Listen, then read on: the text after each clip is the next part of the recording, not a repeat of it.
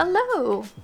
So I didn't know that NetGalley has audiobooks now, and when I found out I was like, yes, I need to request more audiobooks because I do a lot of my thriller reading through audiobooks. So I was really excited until I realized that I have to download the NetGalley app.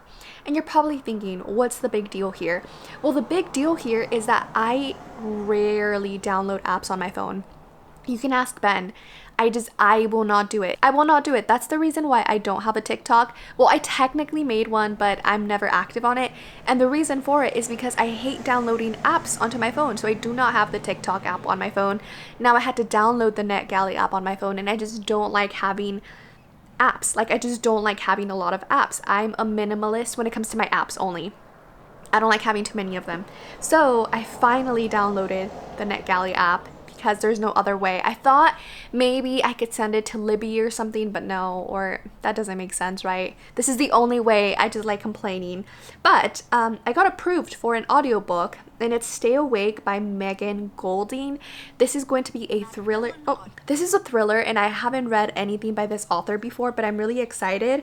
This is their newest book, and I'm going to start it today. This is the same author that wrote The Night Swim and The Escape Room, both of which I haven't read, sorry. But you know what? We're giving her a try. So this book is called Stay Awake, and I'll read you a brief synopsis because I really have no idea what it's about. Liv Reese wakes up in the back of a taxi with no idea where she is or how she got there. When she's dropped off at the door of her brownstone, a stranger answers, a stranger who now lives in her apartment and forces her out into the cold.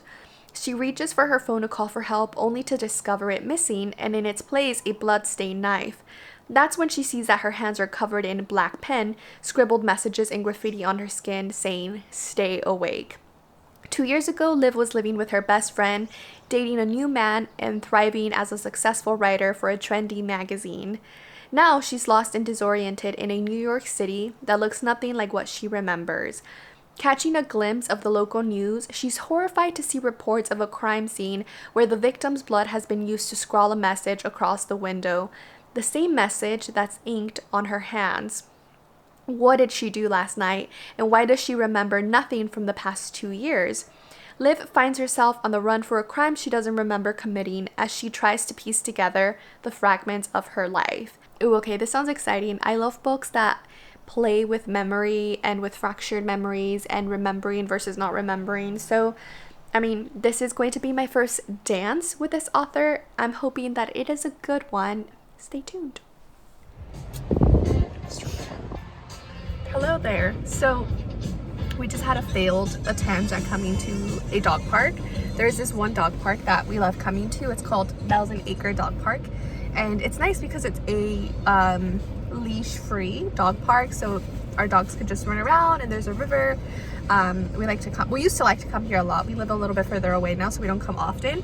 And we're like, hey, it's Friday, it's nice and sunny, it's after work. Let's go ahead and bring them. We did not come prepared. I feel like the older that we get, the less prepared we are, because before we used to carry everything with us, and we don't anymore. We forgot mosquito spray, and there were swarms of them. They got in the car. We had to spend like 20 minutes killing all the mosquitoes in the car because they got inside of the car. It was a mess, so we didn't stay for more than 5 minutes. It's a fail. So now we're gonna go find a brewery and just drink some nice drinks and bring the doggos with us and take them to another park tomorrow because this was a complete bust. Or get some bug spray and come back tomorrow, although we don't think that's gonna help at all. Mia. Mia. Mia. Hello. Oh no, I shouldn't have said something. No. They both thought they were gonna get snacks. Yeah. Yay! Yum! You're very good.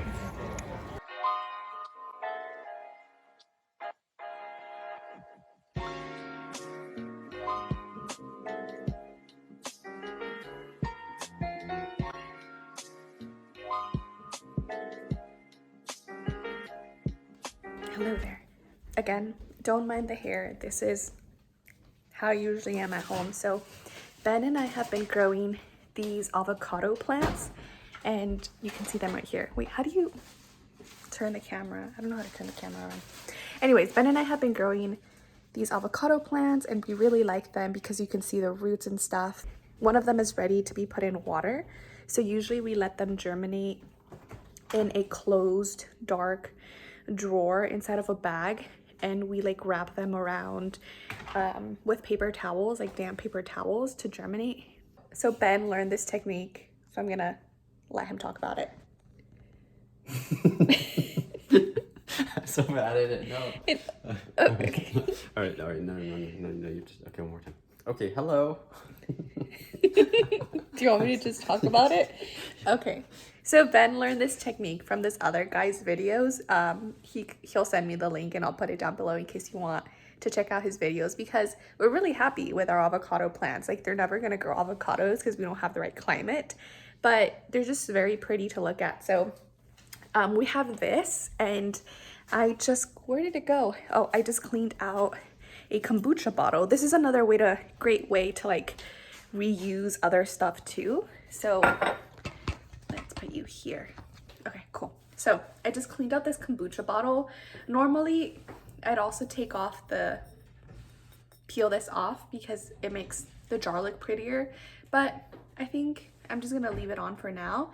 And basically I'm just gonna stick the root in here without damaging it, and then fill it up with water, and eventually it's going to start growing up like a plant, which I think is awesome. And we just leave them near an open window, and they look very pretty. So see, this is one of our plants right here. As you can tell, it's getting pretty big. And these are our other two plants. So there's this one here, and then there's that one, and this one just joined the ranks. And there's this one too. Yeah, ta-da. Well, they're behind our dishes, but ta-da.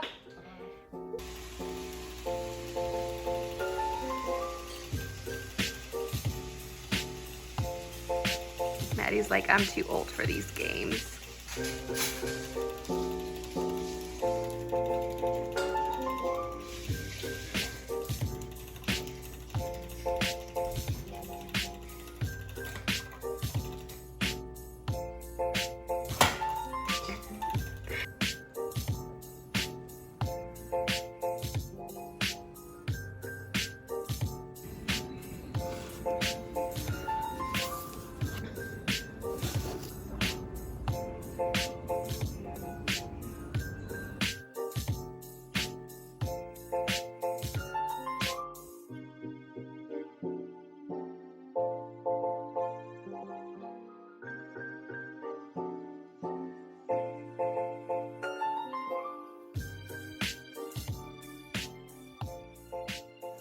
So hello there, it is Saturday afternoon, and Ben and I are going to go to this Saturday night market where there's a lot of local vendors, and they also have a lot of food carts. It usually pops up during the summer here in Portland, and we thought we'd go ahead and take the doggos and also go ourselves, support local businesses, maybe get some food, walk around a little bit and try to enjoy the summer while it's here.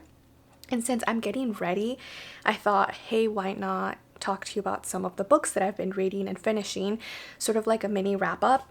So the first book that I finished in July was actually June's book club pick for the Lit in Translation book club, which was A Hero Born by Yong, translated by Anna Holmwood. Our live show was the first weekend of July, so I did finish it July 1st or 2nd.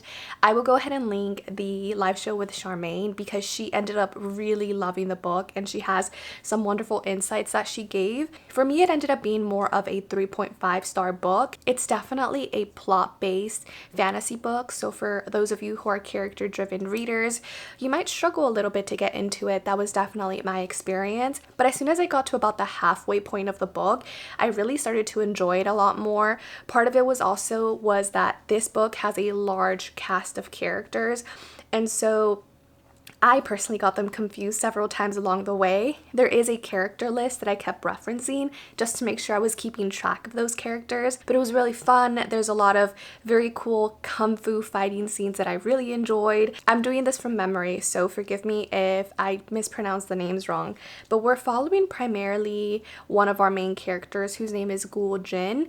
His father was killed when he was younger, and he ended up being raised by Genghis Khan as well as this other group of people called the 7 Freaks of the South, who end up training Goldin in the art of Kung Fu. Now, from the beginning, we know that Now from the beginning, we know that Goldin is meant to duel with his sworn brother when they reach of age, but there's a lot more going on there, a lot of more family drama and connection. It was really, really fun, and I will be continuing on with the series. I realized that I'm not actually doing anything, so let me bring out a mirror. Okay.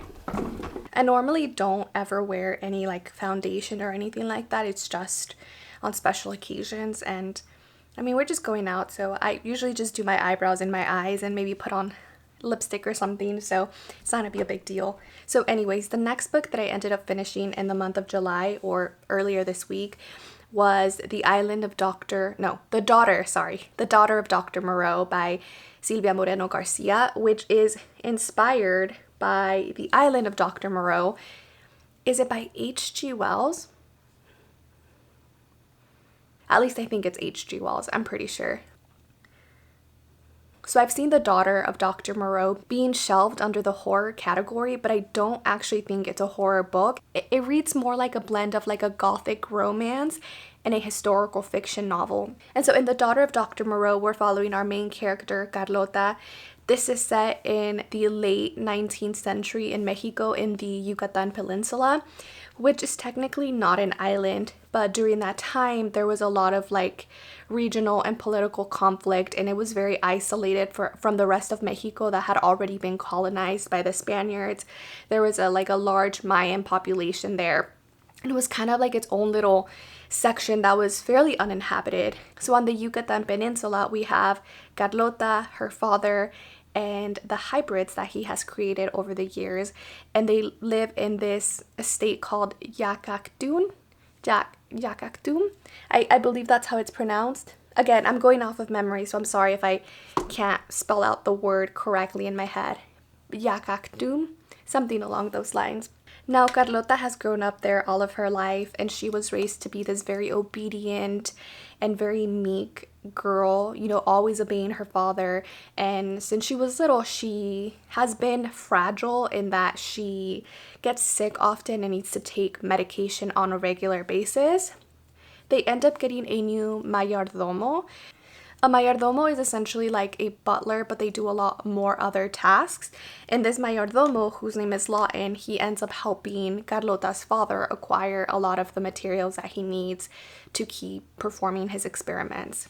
Now, everything seems to be seemingly okay. Carlota sees the hybrids as her brothers and her sisters or family to her. And then one day, two strangers end up showing up at this estate, which creates conflict and sends the story down a different pathway. There are a couple of twists and turns that I didn't expect, but primarily this is a very slow-moving novel that really focuses on the atmosphere and on the character interactions. So it is super, super slow. If you start reading it and you find the story to be extremely slow, please know that it's really not going to pick up in pace until like the last 20% of the book. And even then, it's not like this explosive ending. It just, the story starts to unravel and to unwind. So I fairly enjoyed it. I gave it a 4 out of 5 stars, I believe. I primarily love Silvia Moreno Garcia's books because her stories are always set in a certain time period in Mexico or Mexico, and I really like learning about these specific periods and also following a very interesting and engaging story. So it's been really, really, really fun to read her books. This one, I wouldn't say it's a new favorite. I think my favorite by her has been Velvet Was the Night, just because I really liked the political intrigue in that one. So if you already like Silvia Moreno Garcia, her works, her writing, I think this is one that you should pick up because you'll probably end up liking it. If not the story, then just her writing and the atmosphere that she creates. If you're a character-driven reader and you like historical fiction, this is also one that you should pick up. I think it's a very interesting read.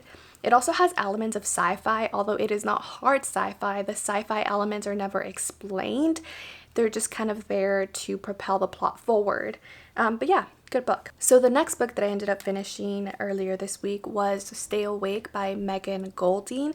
This is the first book that I've read by her, but I think she's known for The Night Swim, which is a really popular book by her. And this is a psychological thriller, I guess you can say. So in this one, we're following our main character, and I already forgot her name, but essentially she suffers from this rare disorder that whenever she falls asleep, she forgets everything, so she needs to stay awake. Now, we're first introduced to her at the beginning of the book when she's in a cab and she can't remember anything that happened the day before or why she's in this cab. All we know is that on her hands, she has written "stay awake" and a bunch of other different messages. And of course, she finds this really strange, but she's like, you know what? I'm just gonna go home, get some sleep. Maybe I'll figure it out later. She ends up going home and she realizes that the apartment that she used to live in is now inhabited by other people. Her cat is no longer there. Her roommate seems to have vanished. And then later on, we learn through the news that there was someone that was killed. And on the window of the apartment where this person was killed, the same message that is on her hands is written in the window, "Stay awake." So we don't really know how she's connected to any of this. And so we follow her in dual timelines in the present, her trying to unravel what happened the night before, and then in the past, leading up to this tragic thing that essentially could have been the catalyst for why she lost her memory, but we're not really sure. Now we also follow another point of view, which is the point of view of a detective, Detective Holiday, and she was part of the military and ended up joining the police force as a detective.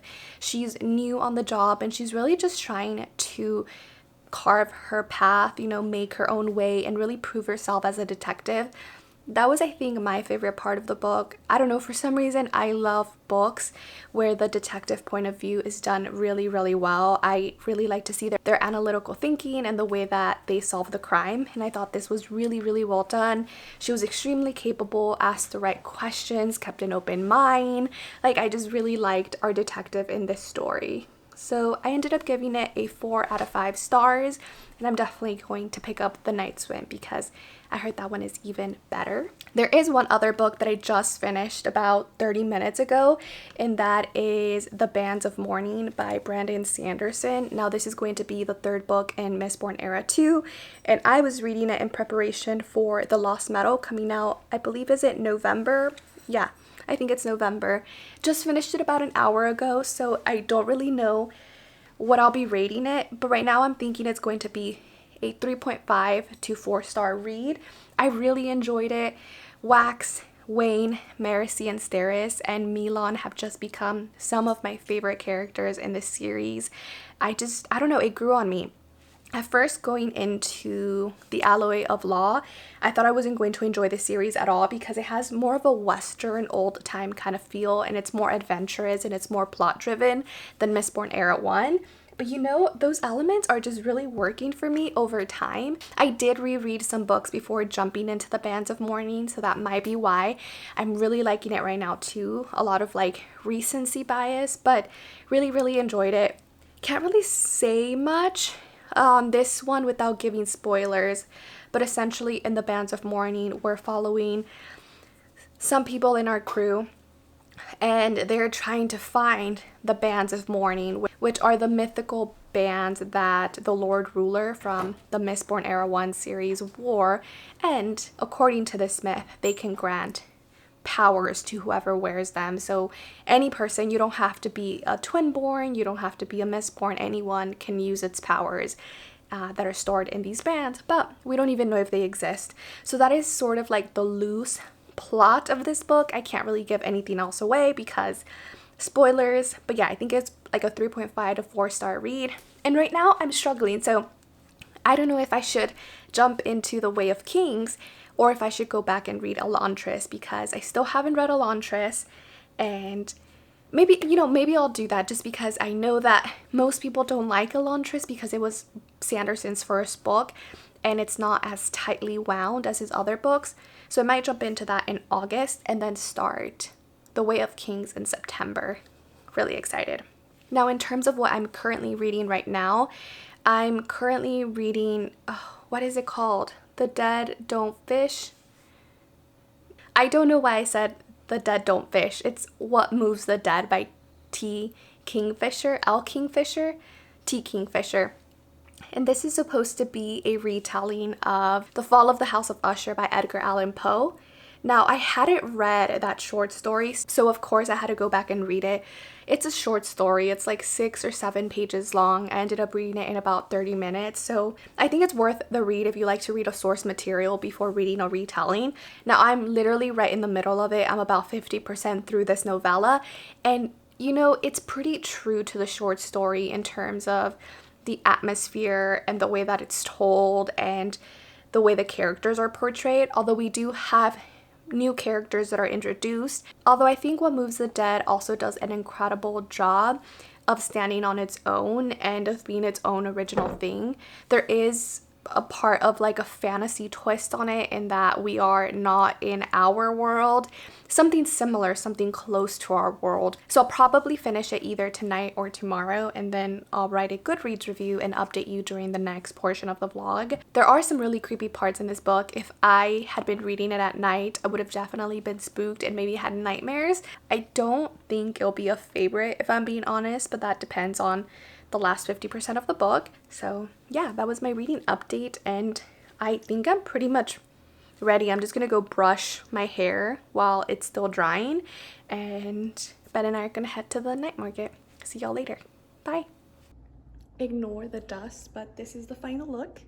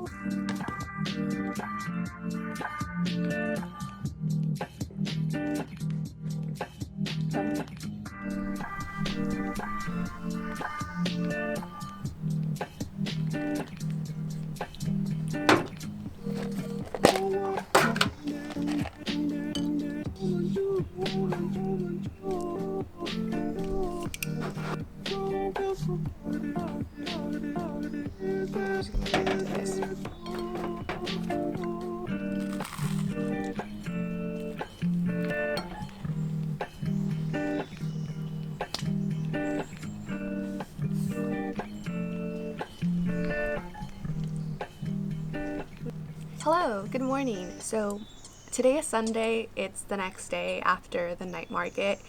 We came back pretty late, and then I started doing some cleaning. I ended up finishing a book, so I will go ahead and talk about that after we're done eating. But we're just enjoying a nice Sunday morning.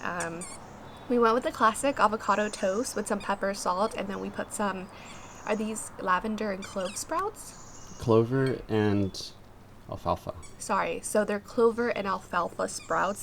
We usually put arugula. I love arugula. I love how spicy it is, and I think it goes great well with avocado toast, but we didn't have any, so we put this on it, and we're just having coffee. So yeah, we don't really have too many plans today. Later on, we're going to a winery to check them out, see what it's like. But other than that, it's going to be a day full of reading, and I might go on a really long walk. I feel like I didn't move a lot this past week, so I want to get some movement in. But yeah, we're just gonna eat.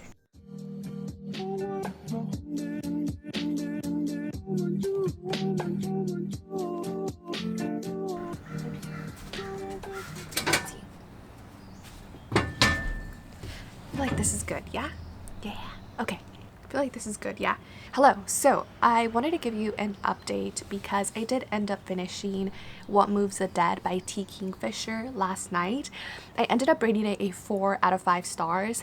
This is a horror novella, which is a retelling of The Fall of the House of Usher by Edgar Allan Poe. It's both an ode to the fall of the House of Usher, but also to Silvia Moreno Garcia, specifically Mexican Gothic. So if you know, you know. I don't want to give anything else away because this is a novella and, you know, it's very short. It's like 170 pages or something. I think it does a really good job of, you know, being true to the original story. You have this very creepy and unsettling atmosphere. You have this dilapidated house and this feeling that something is wrong. Although the story moves very, very slowly, Kingfisher does a really good job at slowly building tension and building that feeling of something is wrong here. In my opinion, I don't think this has a very explosive ending, but it does end in a very satisfying way. I think one of the great things about this particular novella is that it gives a why to the events of the fall of the House of Usher that the original story doesn't really go into. And although it is based on the story and it does, you know, contain a lot of the same elements and characters and some of the atmospheric elements as well, I think it also does a great job of standing on its own and being its own thing. It is set in a world similar to ours. It's like an alternate European country, so it is similar to our world but not entirely so, which adds that little extra unique element that makes it its own. It was creepy at times. I was reading it during the day and I was creeped out. If I would have been reading it at night, I think I would have definitely been scared.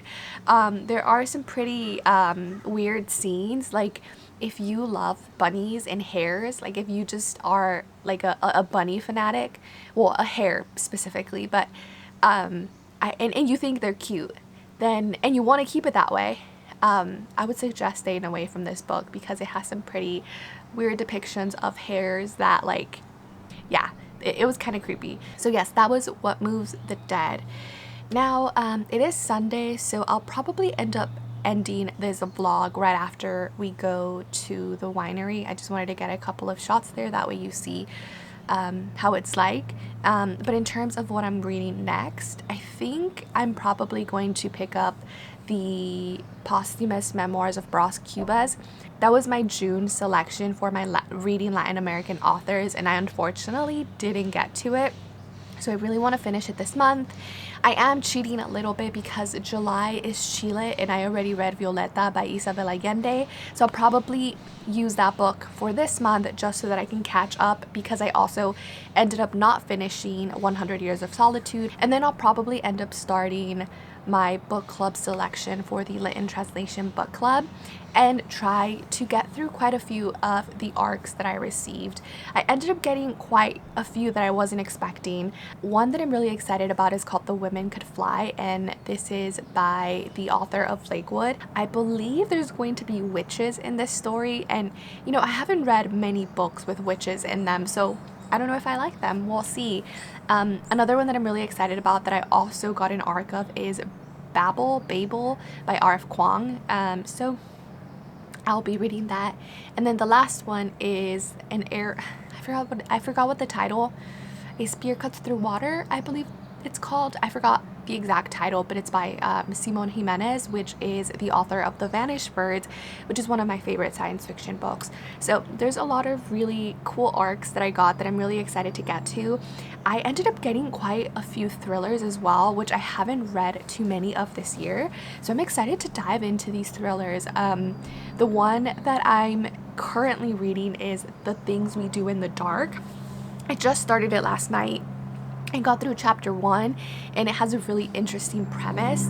We find our main character, I think her name is Paris, and she is basically being booked because she was found holding like a razor blade near her dead husband. He was killed and she's covered in blood, and so she's being booked and she's being taken over to the police station. And that's all that I know because I only read the first chapter. I don't know where it's going after this. It just sounded really interesting. And then there was one other one whose name I can't remember, but I probably won't start it until I finished a couple of other physical books. Anyways, I will see you all later.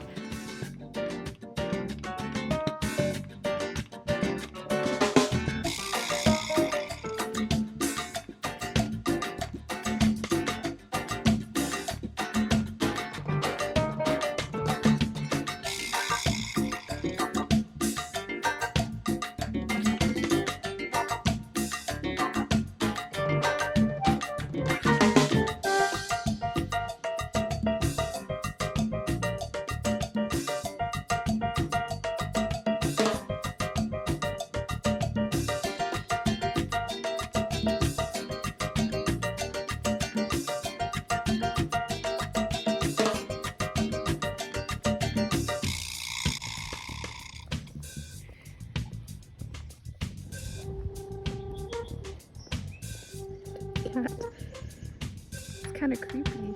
Random cat just...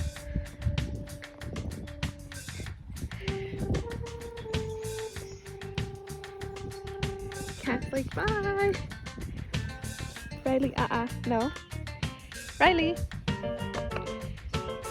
Riley! Come on, heel. Come on. Riley. Come on, heel. Heel. Sit. Good girl, good girl. Gotta work on that. No, you can't go after cats. We're out here going for our daily walk.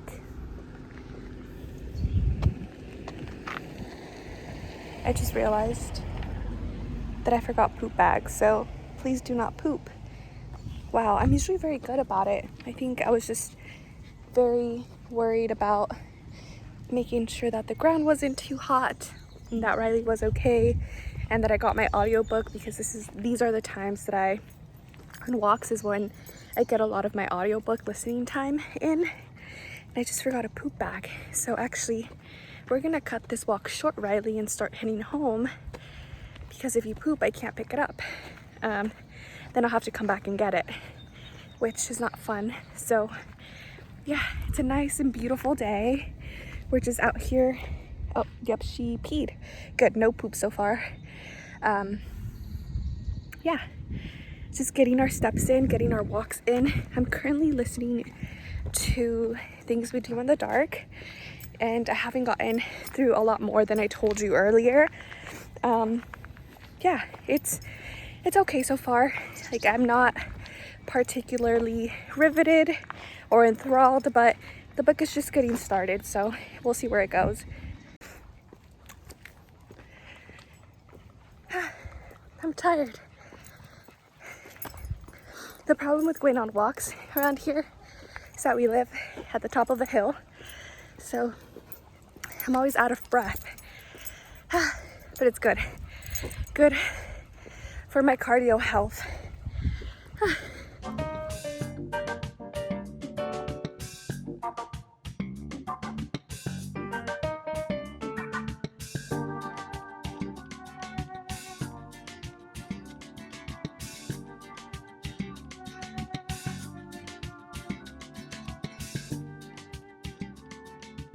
We are here at the wine place. It's a winery. It's very off the road. It looks very idyllic, very nice. It's very sunny out here. Hello. Ben's very camera shy. No.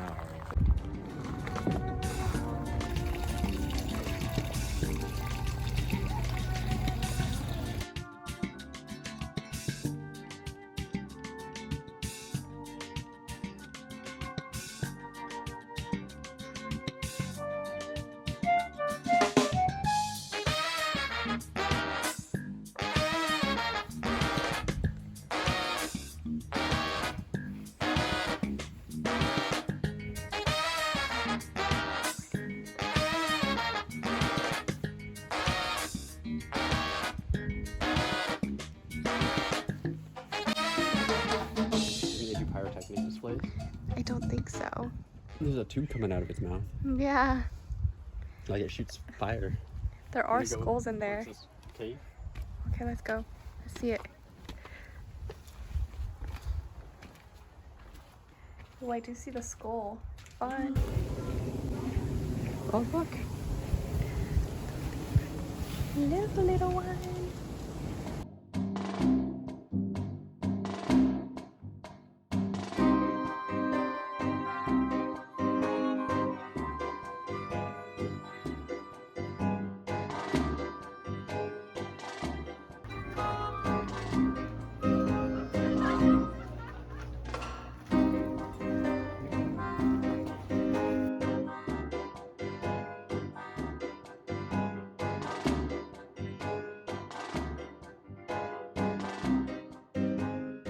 So we're at this, is it called a winery? Yeah, right? Or a wine tasting place? They're a winery though. Yeah.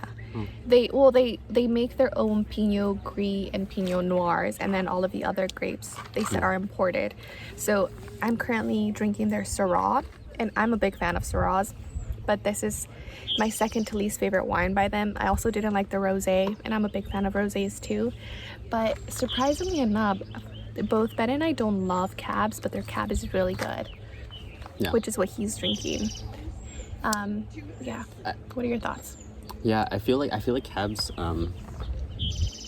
like, they have a certain rap, and I feel like I feel like it's like this whole trend where people, like, cabs were so nice that people were like, oh, everybody loves cabs, and then companies started making cabs that everybody would love, and then people started being like, oh, well, cabs are, like, very palatable and don't have a lot of, like, intensity, and then we tend to steer away from that because we like the really, like, odd tasting, like, spicy and like really chewy tannin flavored wines.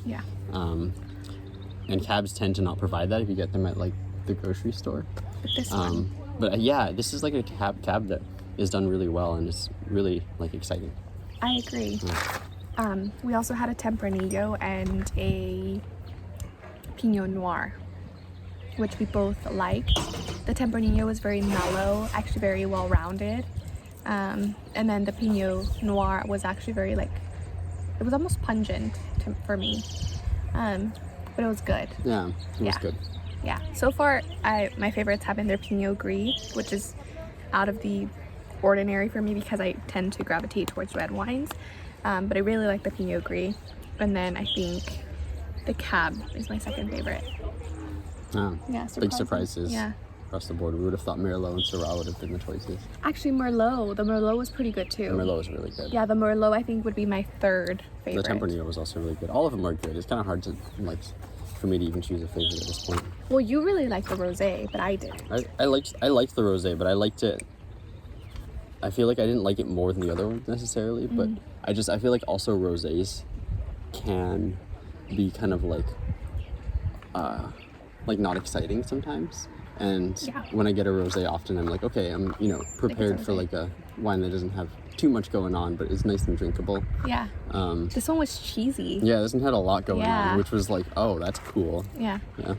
Oh, yeah. Well, that's our tasting so far. It's a really nice place. If you're ever in Oregon, we highly recommend. There's, like, so many little sitting areas, and they have, like, 2 different ponds, and it's really nice. It's a metal dragon right over there. Yeah, there's a metal dragon on the bottom part that we haven't explored yet. A nice little seating area over there. And, like, 200 different kinds of flowers. 300 flowers. And so much cacti. Like, I'm very jealous of all of their cactus. I kind of just, like, wish we would have brought, like, a little knife and, like, I can cut one and then just pot it at home. Just kidding, that's mean, but I don't want to cut the cactus, but their cacti are really nice. They're, like, thriving. Nice. Yeah.